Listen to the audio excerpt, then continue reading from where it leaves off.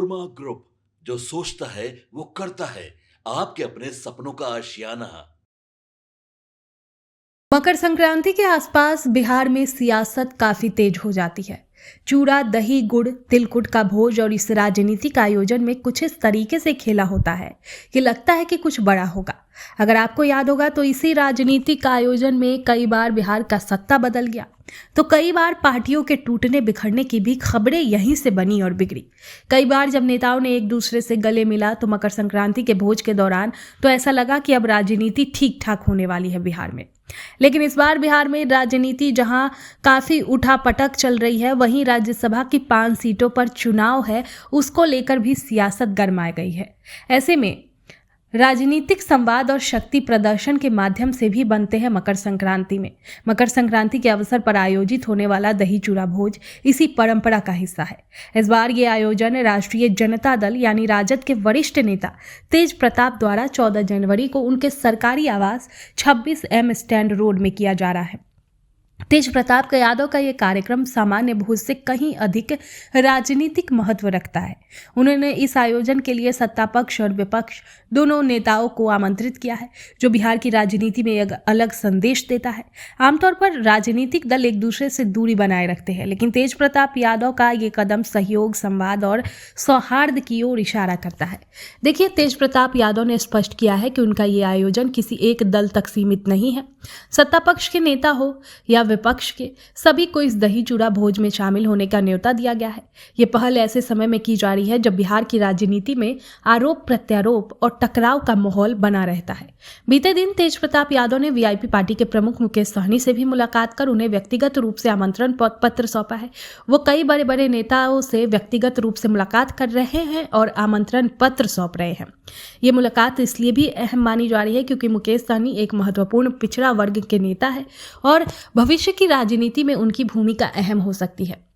इसी क्रम में आज तेज प्रताप यादव ने बिहार सरकार में ग्रामीण कार्य विभाग के मंत्री अशोक चौधरी से उनके सरकारी आवास पर जाकर मुलाकात की और इस मुलाकात के दौरान उन्होंने अशोक चौधरी को 14 जनवरी को आयोजित दही चूड़ा भोज कार्यक्रम का औपचारिक आमंत्रण पत्र सौंपा। मुलाकात के दौरान दोनों नेताओं के बीच सौहार्दपूर्ण बातचीत देखने को मिली। तेज प्रताप यादव ने मंत्री अशोक चौधरी को नव वर्ष की हार्दिक शुभकामनाएं भी दी। तस्वीरों में दोनों नेताओं की सहजता और मुस्कान ये दिखाती है कि ये मुलाकात केवल औपचारिक नहीं बल्कि राजनीतिक शिष्टाचार का भी उदाहरण है। राजनीतिक जानकारों का मानना है कि तेज प्रताप यादव का ये आयोजन राजनीतिक रणनीति का भी हिस्सा हो सकता है। दही चूड़ा भोज के बहाने अलग अलग दलों के नेताओं से संपर्क बढ़ाना और आने वाले में नए राजनीतिक समीकरणों का नींव रख सकता है। हालांकि तेज प्रताप यादव हमेशा से अपनी अलग कार्यशैली को और स्पष्ट विचारों के लिए जाने जाते हैं। वे अक्सर परंपरा और संस्कृति को राजनीति से जोड़कर जनता से संवाद करते हैं। ऐसे में मकर संक्रांति जैसे पर्व पर दही चूड़ा भोज आयोजित करना बिहार की सांस्कृतिक पहचान को भी मजबूत करता है। बिहार में दही चूड़ा भोज केवल भोजन नहीं बल्कि आपसी मेल मिलाप और भाईचारे का प्रतीक माना जा रहा है।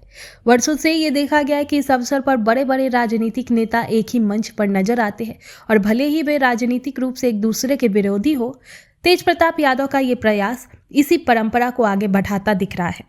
अब सभी की नजरें 14 जनवरी पर टिकी है। ये देखना दिलचस्प होगा कि दही चूड़ा भोज में कौन कौन से बड़े नेता शामिल होते हैं और इस आयोजन से बिहार की राजनीति में क्या नया संदेश मिलता है। आपके सपनों को हमने सजाया है, ई होम्स पैनोरामा को हमने बनाया है। ई होम्स मेरा एक सपना था जिसपे मैं पिछले 4 साल से काम कर रहा था। हमने जो बनाया है वो सबने है माना। ई होम्स पैनोरामा में हो आपका भी आशियाना। और फाइनली हमने 2021 में इस प्रोजेक्ट को लॉन्च किया। बहुत लोग अप्रिशिएट कर रहे हैं कि पूर्णिया जैसे शहर में बिहार के, एक तो बिहार की बात करें उसमें भी पूर्णिया जैसे छोटे जगह में इस तरह का लाइफस्टाइल देना, ये सुन के हम लोगों को बहुत अच्छा लगता है। ई होम्स में हमने कुछ और भी किया है, जैसे हम जिस जगह में रह रहे हैं हमारे फैमिली सिक्योर हो, उनको सिक्योरिटी का ध्यान में रखा है।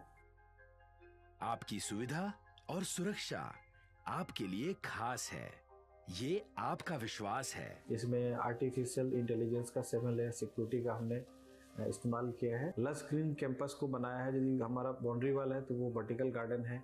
ये जितनी भी फैसिलिटी होता है एक इंटरनेशनल टाउनशिप में, ई होम्स है ये हम लोग विश्वास नहीं कर पा रहे हैं। जो भी हमारे मित्र दोस्त या जो भी हमारे बाहर के बाहर आते हैं तो हम लोग को बहुत अच्छा सुनने को मिलता है और बहुत अच्छा क्रेडिट मिल रहा है। वो सारा हमने सिर्फ एक बिल्डिंग नहीं बनाया, हमें एक बहुत अच्छा लाइफस्टाइल दिया ई होम्स में, और मेरा एक सपना था जिसको मैं आज फुलफिल होते हुए देख पा रहा हूँ।